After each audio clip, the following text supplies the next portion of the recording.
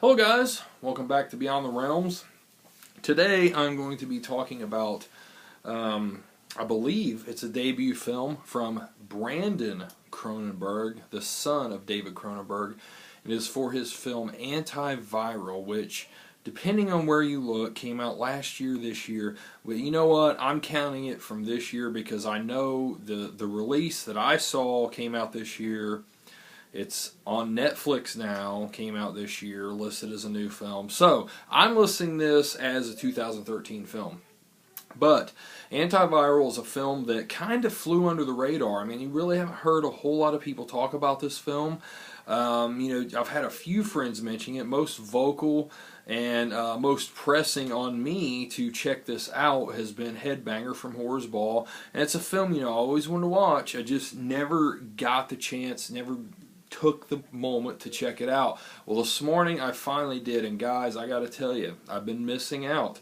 This is a film that when you watch it, it kind of pisses me off that this film is not bigger than it is. I mean, when you're hearing movies, lauded and praised over and over, like the Evil Dead remake and the Maniac remake, and then you see this film, which is an original film that nobody talks about, it's very frustrating in my opinion. But for those of you that don't know about this film, like I said, made by Brandon Cronenberg, it tells the story of, it's a not too distant future. This is a sci-fi horror film where this guy named Sid March is working for this company that harvests cells from celebrities who get these viruses. And basically, the film is about celebrity worship, which in this day and age is really, I mean, when you look at it, getting out of hand. And like I said, this is the not too distant future where it is completely fucking out of hand. And basically people pay to go into this clinic to get injected with this virus, this illness, this disease that their favorite celebrities have, so that way they can live with what they're live with what they're go through what they're going through. It's like the ultimate celebrity worship, like, living your life through them, like a part of them, of this illness, this sickness they're going through. And I mean, there's a lot more to the story than just that. There's other elements to this story that I don't want to give away because I don't like spoiling things on here. But guys, this film is fucking fantastic. And, I can see this being a modern day classic / masterpiece in my opinion. I mean, it's just my opinion. I don't want to overhype the film. I hate like hell when people overhype shit. But guys, this film has completely flew under the radar. And I don't understand how after seeing it, because there's so much, meat to this story. It has a lot to it. There's a lot of shit in this film that it just makes me think. It really is like, damn man, there's a lot to grasp in this film. And if they ever wanted to do a sequel, I mean, there's so many potential sequel possibilities in this. It's probably a film that's better left as one sole film, but there are just so many opportunities you could do with this film. One thing that this brought to mind to me is RoboCop. Now, granted, it's different than RoboCop. It's not like RoboCop at all, but the reason why it brought RoboCop to mind is because that was a real commentary on corporations, on capitalism, stuff like that, like especially the corporations part, where it laid these ideas out to you and it really made you think on that. This film is not kind of corporations, but more on, like I said, the celebrity worship and just things like that. And there's so many ideas that it laid out there. And it's like in RoboCop, how you can, oh damn, this is reality based in now, and also showing like what it could possibly lead to. And that's exactly how Antiviral is. I mean, there's so many things in this that are just a reality to now, but just slightly stretched into the future, and you can also see it becoming that. That's how I compare it to RoboCop. And certain aspects of it, like the fake commercials and stuff like that, that's a little bit a part of Antiviral too. But yeah, guys, just an excellent film. You know, the lead role played by Caleb Landry Jones, I thought he did an excellent job. Now, with that said, there is a disconnect I felt with the character. Like, I didn't really feel anything for this character. There's nothing that was really wrote or shown on the screen that really made me sympathize with this character, or, you know, feel like, you know, I could relate to what he was going through.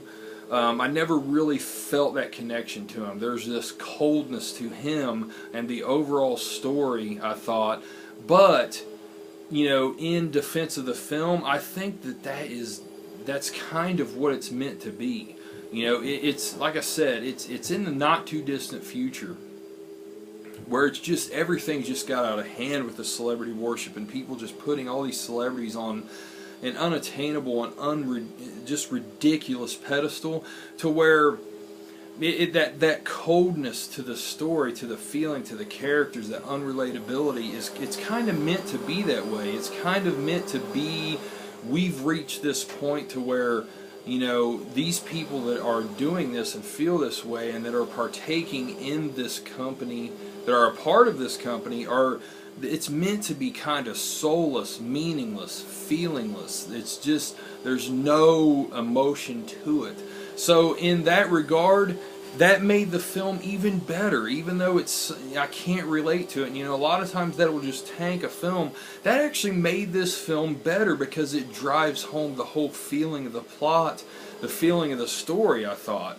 That's just my take. I mean, maybe you'll watch it and it won't feel the same to you, because, you know, now that I've seen it and I've kind of went and looked at some things that people said, you know, it's definitely not that way for everybody, but to me it just really drove home the whole feeling of the movie better by it being that way, by it having that coldness, that unrelatability. You know, but anyway, guys, this is a film that I highly recommend. This is one of the best horror films of this year. Yeah, I mean, you could call it sci-fi. I mean, yeah, it basically is a sci-fi horror film. You know, there might be some people may think that, you know, at times the story may drag. I think, you know, kind of in the middle, there's a few parts where it's not exactly perfect, but it's still good enough, man. I mean, you know, I thought that the score really hit on all fronts. I really love the electronic score. You know, I love the parts where it kind of just, it goes out there. Sometimes the story goes out there where he's just, you know, the character's sick, he's drugged up, whatever, and the movie just kind of takes you into that feeling. And there's a real, like, sterile feel to this film, too. There's a lot of, like, white rooms and white backgrounds and shit, and it just, you know, trying to project this image of it being sterile, although what you're seeing on the screen is just mankind reaching this fucking level of sickness and just, you know, just a complete decay of any reasoning or morals, I think. You know, I mean, it just kind of, you know, it's kind of reaches, like, mankind's reached a point in this movie where it's like, well, we can do it, so why not do it? What's wrong with this? You know, it's some of the shit that's going on in this movie is just completely ludicrous, but the characters and the way it's written, they're just like, well, you know, this is our product, you know, this is, people want this, so why not do it? And I personally can totally see it getting that way. People just have no boundaries, no limits. It's like just keep pushing further and further and further and further. That's why a film like this, to me, is just, that's what makes it fucking awesome. And there's just so many thought-provoking things in this film. And I think that this is really a film upon repeat viewings that will only get better. I mean, I can just totally see it. My mind was just spinning just watching this film one time. And I can't believe how much I love this film. Guys, I'm going to give it a 9 out of 10. I mean, it's this close to being a 10 out of 10, to being a solid masterpiece. But, you know, like I said, just, there's a few little things in there, but still, I cannot recommend this more, guys. It's on Netflix now. Please take the time to check this out. Like I said, you know, films like Evil Dead and Maniac are getting all this buzz, getting all this praise, all this hype. And then you see a film like this that is just, I mean, it's a damn near modern day masterpiece. And people are, it's just completely flying under the radar. It's just so frustrating, guys. Just please check this film out. Please give it a chance. Yeah, so that is my review for Antiviral from Brandon Cronenberg, guys. I hope you enjoyed this review. I hope I've said enough things to convince you to check it out. So that is it for now, guys. I hope you all have a good one. Take care. Later.